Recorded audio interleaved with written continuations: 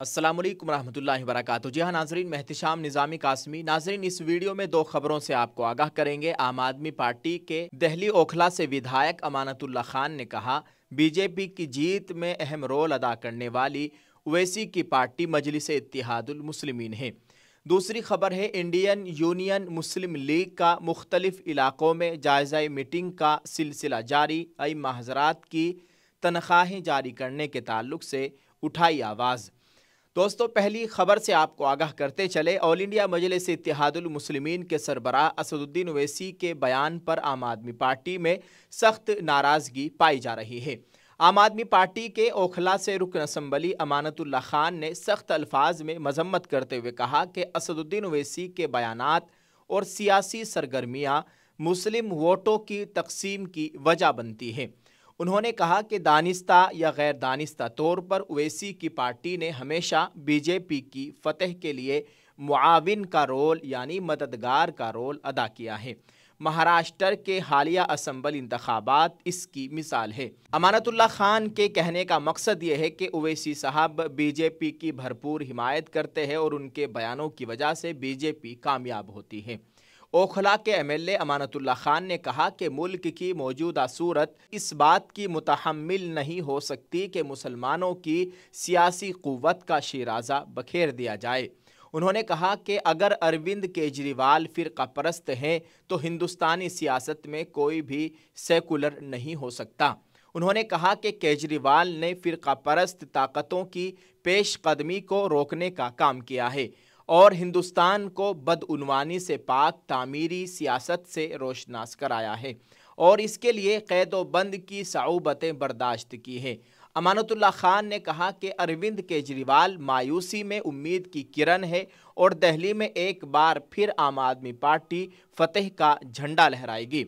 दोस्तों, काबिल ज़िक्र है कि हैदराबाद के रुकन पार्लियामेंट और ऑल इंडिया मजलिस इत्तेहादुल मुस्लिमीन के सरबराह असदुद्दीन ओवैसी ने हफ्ते के रोज़ कहा था कि बीजेपी और आम आदमी पार्टी दोनों की मां आरएसएस है। उन्होंने आम आदमी पार्टी का बीजेपी से मवाजना करते हुए कहा कि दोनों पार्टियां नजरियाती तौर पर एक हैं और दोनों आरएसएस से जुड़ी हुई हैं।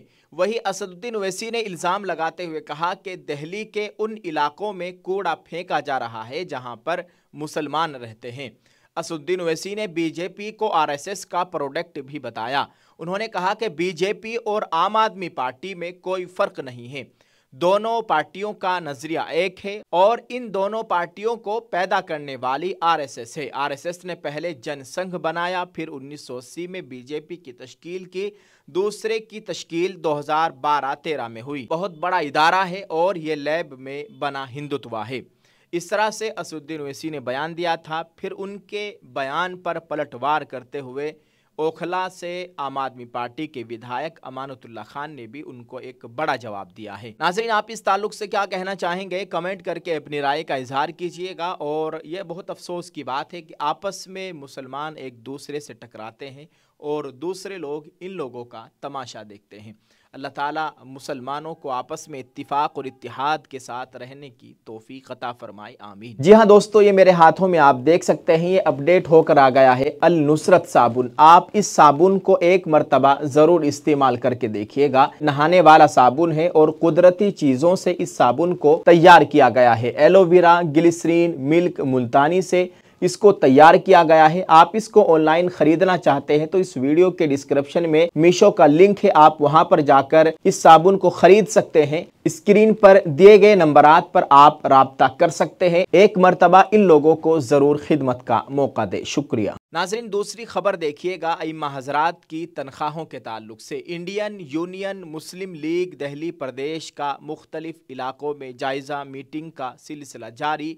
नई दिल्ली में असम्बली इंतखाबात के पेश नज़र जारी सियासी सरगर्मियों के दरमियान इंडियन यूनियन मुस्लिम लीग दिल्ली प्रदेश का मुख्तलिफ इलाकों में जायज़ा मीटिंग चल रही है। इसी मुनासिबत से गुज़िश्ता रोज़ पुरानी दिल्ली के कला महल इलाके में मीटिंग का इनेकाद हुआ, जिसमें उन्होंने कहा कि आम आदमी पार्टी के झूठ और फरेब से सब वाकिफ़ हो चुके हैं कि किस तरह उसने आवाम को मुफ्त सहूलियात फराहम करने के नाम पर छल और धोखा किया है। मुफ्त पानी देने के नाम पर सुबह 1 घंटा और शाम महज 15 मिनट दिया गया। बिजली फ्री के नाम पर चार्ज बढ़ाकर बिल वसूल किया गया। पूरी दिल्ली की सड़कों का हाल बुरा है। सीवर और गलियां पूरे दौरे हुकूमत में टूटी फूटी रही। हद तो यह है कि उनके एमएलए के तरक्याती फंड वापस हो गए। वक्फ बोर्ड के पैसों से इमाम खतीब को तनख्वाह दी जा रही थी। जब बीजेपी ने इसकी मुखालिफत की तो तनख्वाह रोक दी गई और सालों से उसकी अदायगी नहीं हो रही है।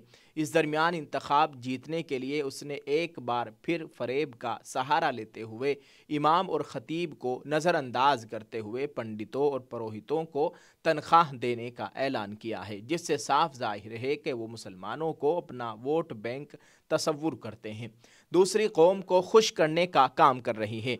दूसरी जानिब लेफ्टिनेंट गवर्नर वी.के. सक्सेना ने बड़ा फैसला लेते हुए दिल्ली वक्फ बोर्ड के सीईओ की तकर्रुरी को मंजूरी दे दी है, जिससे साफ जाहिर है कि आम आदमी पार्टी ने कानूनी दफाआत पर अमल न करने और मामले में लापरवाही बरतने का काम किया है। हुकूमत की इस बेहिसी और लापरवाही की वजह से इमामों और दीगर ओहदेदारों की तनख्वाहें जारी करने जैसे बोर्ड के रोज़मर्रा के काम रुके हुए हैं। उन्होंने लेफ्टिनेंट गवर्नर से इमामों, मुतवल्ली और वक्फ के दीगर ओहदेदारों की तनख्वाहें जल्द जारी करने की अपील की है। उन्होंने मज़ीद कहा कि पार्टी इस इंतखाब के ताल्लुक से पूरी दिल्ली के सियासी और समाजी हालात का जायज़ा लेकर आला कमान को रिपोर्ट देगी। इसके बाद ही इंतखाब में हिस्सा लेने का फैसला किया जाएगा। फ़िलहाल जायज़ा और मीटिंग का सिलसिला जारी है। इस मौके पर नायब सदर मोइनुद्दीन अंसारी ने पुरानी दिल्ली के सियासी हालात पर रोशनी डाली और पार्टी सदर को काम काज की रिपोर्ट पेश की। इस मौके पर हाफिज़ शफीक अहमद, शमशाद मलिक, एडवोकेट मसरूर अहमद सिद्दीकी भी मौजूद थे। हिंदुस्तान समाचार की ये रिपोर्ट हमने आपके साथ शेयर की है। नाज़रीन, आप इस ताल्लुक़ से क्या कहना चाहेंगे? कमेंट करके अपनी राय का इजहार कीजिए। दुआ फरमाए अल्लाह ताला हम सब के हाल पर रहम फरमाए, हमारे मुल्क में अमन व अमान का माहौल कायम फरमाए, आमीन। आप इस वीडियो को शेयर करना मत भूलिएगा। जज़ाकल्लाह। अस्सलामु अलैकुम व रहमतुल्लाहि व बरकातुहू।